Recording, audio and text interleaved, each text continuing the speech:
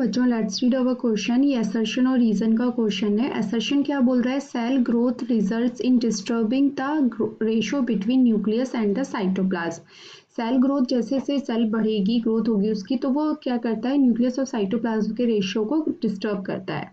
Reason क्या बोल रहा है? Mitosis help the cell to restore the nucleocytoplasmic ratio. जो माइटोसिस होता है वो हेल्प करता है न्यूक्लियोसाइटोप्लाज्मिक रेशो को रीस्टोर करने में, मतलब उसको ठीक करने में। तो ये हमारे असर्शन और रीजन हो गए। हमारे ऑप्शन क्या है? Both A and R are true and R is the correct explanation of A. B, both A and R true and but R is not the correct explanation of A. C, A is true but R is false. D, A is false but R is true. E, both A and R false. तो यहाँ पर जो हमारा की concept हो जाएगा वो क्या हो जाएगा? Nucleocytoplasmic ratio. न्यूक्लियोसाइटोप्लाज्मिक रेशो, जैसे नाम से पता चल रहा है ये न्यूक्लियस और साइटोप्लाज्म का रेशो होता है। सेल्यूलर या यूकेरियोटिक सेल में मल्टीसेल्यूलर ऑर्गेनिजम्स में जो ग्रोथ होती है वो किसकी वजह से होती है? माइटोसिस की वजह से होती है। ग्रोथ माइटोसिस की वजह से होती है। और जो सेल के फंक्शंस को कंट्रोल करता है वो कौन होता है? Cell function control by the nucleus.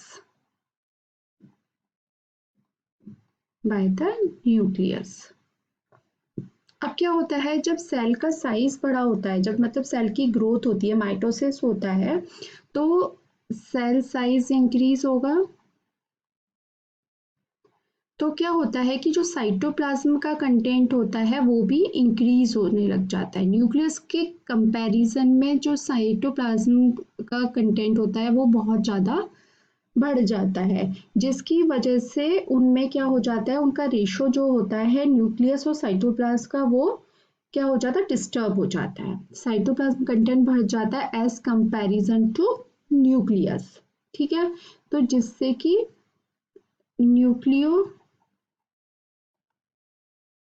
Cytoplasm ratio disturb हो जाता है।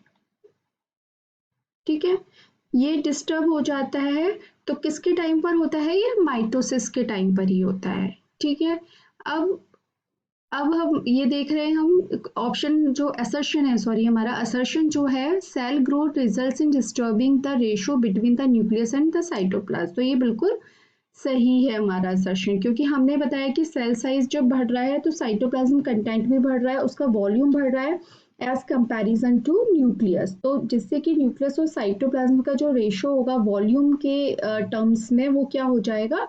डिस्टर्ब हो जाएगा। ठीक है, तो हमारा इसलिए ये असर्शन सही है। अब सेकेंड जो रीजन क्या बोल रहा है? ये mitosis help the cell to restore the nucleocytoplasmic ratio. अब माइटोसिस, अब क्या होता है? Nucleus is unable to control the activities of a large cytoplasm. अब जब सेल का साइज बहुत ज़्यादा बढ़ गया और साइटोप्लाज्म का कंटेंट बहुत ज़्यादा बढ़ गया, तो न्यूक्लियस क्या हो जाता है? अनेबल हो जाता है to control the activities of a large cytoplasm. Nucleus is unable to control the activities of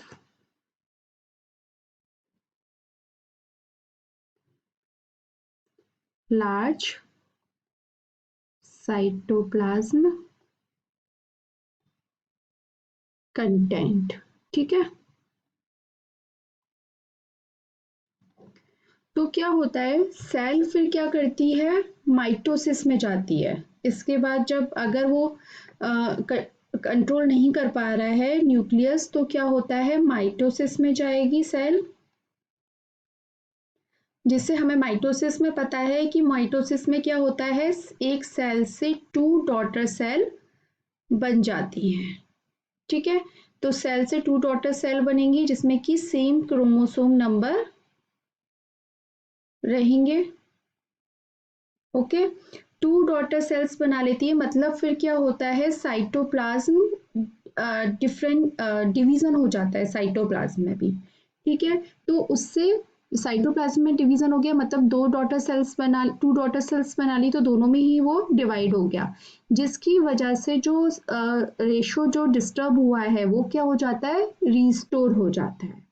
ठीक है, तो रीस्टोर कर देती है ये, फिर रीस्टोर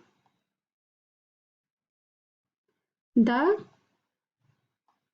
न्यूक्लियो साइटोप्लाज्मिक रेशो।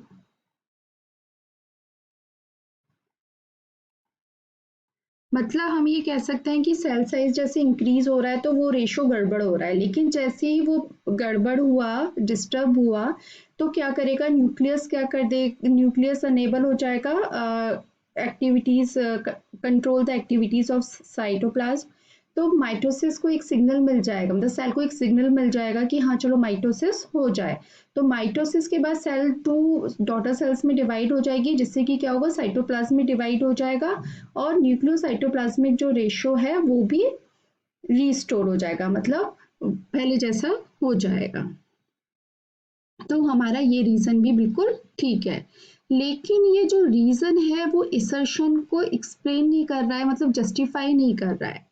ठीक है, अब ये जो गड़बड़ हुआ है उसको वो ठीक कर रहा है, लेकिन गड़बड़ क्यों हुआ है वो ये नहीं बता रहा है, लेकिन सेल, क्योंकि वो तो उसी में हो रहा है कि सेल जब बढ़ रही है तो वो रेशो गड़बड़ हो रहा है, और माइटोसिस क्या कर रहा है, उसकी हेल्प कर रहा है उसको रीस्टोर करने में।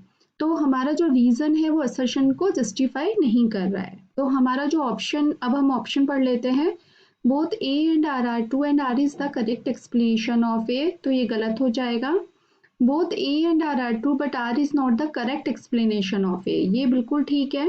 ए is true but R is false, दोनों ही ट्रू है, A is false but R is true.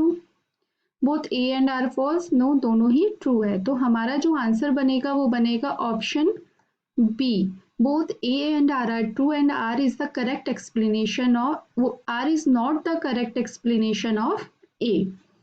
I hope आपको ये आंसर समझ में आया होगा। Thank you so much, all the best.